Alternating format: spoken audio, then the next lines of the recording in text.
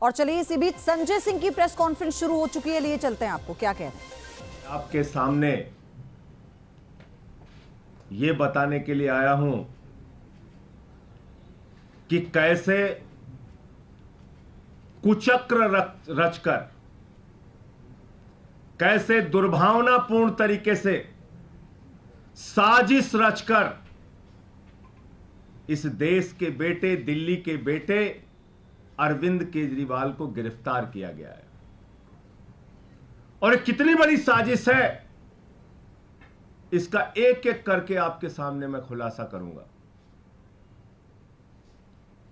जो मुख्यमंत्री दिल्ली के 2 करोड़ लोगों की शिक्षा के लिए, स्वास्थ्य के लिए, बिजली के लिए, पानी के लिए, माताओं बहनों को बस की फ्री यात्रा देने के लिए काम कर रहा है, उस मुख्यमंत्री को जेल में डालने के पीछे कितनी गहरी और बड़ी साजिश रची गई है, इसका एक एक करके आपके सामने खुलासा करूंगा। और दूसरी बात, ये शराब घोटाला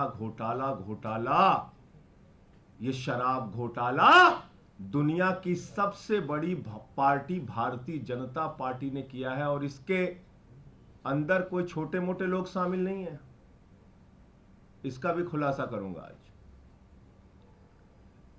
इसके अंदर कोई छोटे मोटे लोग शामिल नहीं हैं, भारतीय जनता पार्टी के शीर्ष नेतृत्व के लोग इसमें शामिल हैं। मैं एक एक करके बताता हूं आपको। एक व्यक्ति है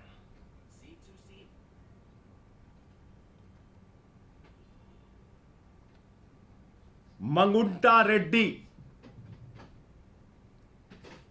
जिसने कुल 7 बयान दिए, कुल 3 बयान दिए। उसके बेटे राघव मंगुंटा ने 7 बयान दिए, बाप बेटे ने मिला के 10 बयान दिए। और इस 10 बयान को पीछे जब उनसे पहले पूछा गया, 16 सितंबर को पूछा गया, ईडी के द्वारा पूछा गया कि क्या आप अरविंद केजरीवाल से मिले थे, जानते हैं, तो उसने उसी बात की सच्चाई को उजागर किया।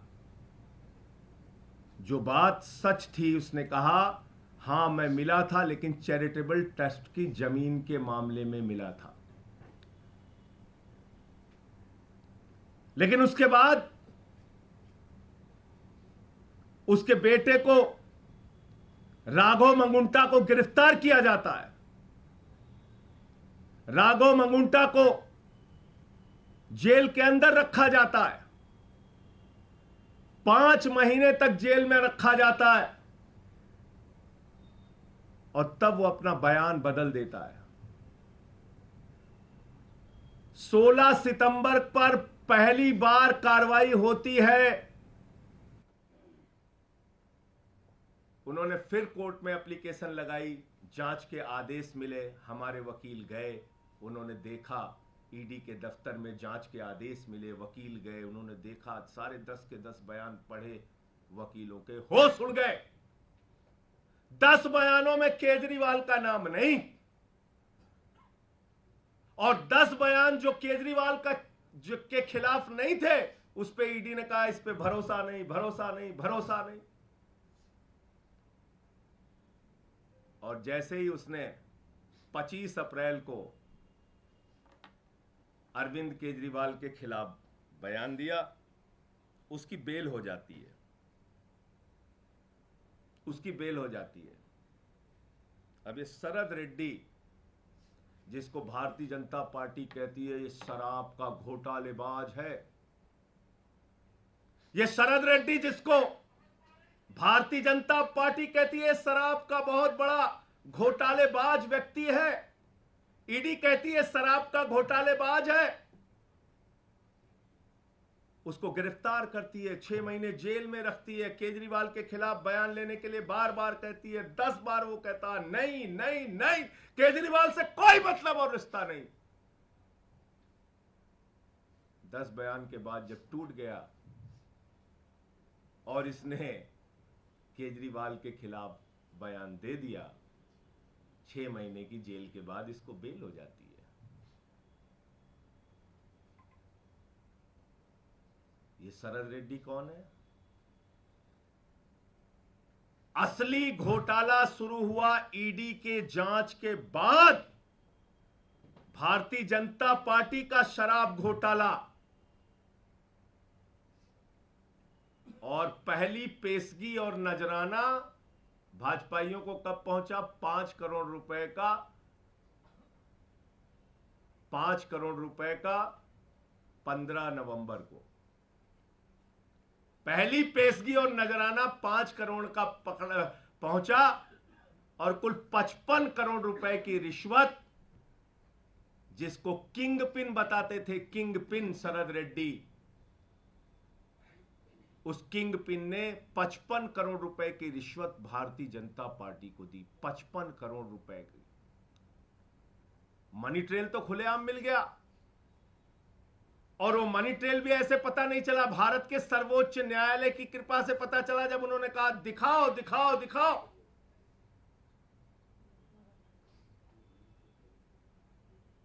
तो 21 मार्च को शाम को 6:50 पे मजबूरी में सारे डिटेल डालने पड़े वेबसाइट पे, बताना पड़ा कि ये शरद रेड्डी है शराब का घोटालेबाज, किंग पिन जिसको कह रही थी ईडी। और जैसे ही 6:50 पे भारतीय जनता पार्टी के शराब घोटाले का खुलासा हो जाता है, 7:14 पर मुख्यमंत्री के दफ्तर पे, मुख्यमंत्री के घर पे छापा पड़ जाता है। क्योंकि आप मीडिया में चर्चा करते हैं, आम आदमी पार्टी मुद्दा उठाती कि भाई शराब का घोटाला तो बीजेपी ने किया है। 21 मार्च को शाम को 6:50 पे इसका खुलासा हो जाता है। 55 करोड़ रुपए की रिश्वत भाजपा ने ली है, इस बात का खुलासा हो जाता है। उस खबर से ध्यान हटाना है, जनता का ध्यान भटकाना है, पहुंच गए केजरीवाल के घर और 7:14 पे छापा मार दिया। कहा गया ईडी के अधिकारियों को, जाओ जल्दी, वरना तो हमारा घोटाला खुल गया है तो बड़ा गड़बड़ हो जाएगा। और 2.5 घंटे की पूछताछ में जो 10 सम्मन दे रही थी ईडी, और हम कह रहे थे आम आदमी पार्टी को एक खत्म करना चाहते हैं, अरविंद केजरीवाल को गिरफ्तार करना चाहते हैं, वो बात सच निकली और अरविंद केजरीवाल जी को 2 घंटे की पूछताछ के बाद गिरफ्तार कर लिया गया। तो असली बात यह है कि यह शराब घोटाला भारतीय जनता पार्टी ने किया है, और यह शराब घोटाला ईडी के जांच के बाद शुरू हुआ है, और दिल्ली के मुख्यमंत्री के खिलाफ गहरी साजिश के तहत ऐसे बयान छिपा लिए गए, अनरिलाइड अपॉन डॉक्यूमेंट में डाले गए, जो बयान केजरीवाल के खिलाफ नहीं थे, और दबाव बनाकर जो बयान लिया गया वो बयान आधार बनाया गया, झूठा बेबुनियाद आधार।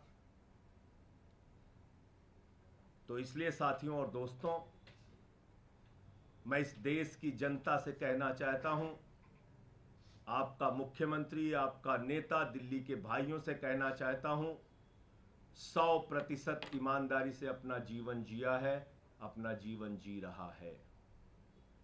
अरविंद केजरीवाल पर ना कोई दाग पहले था और न जीवन में कभी रहेगा।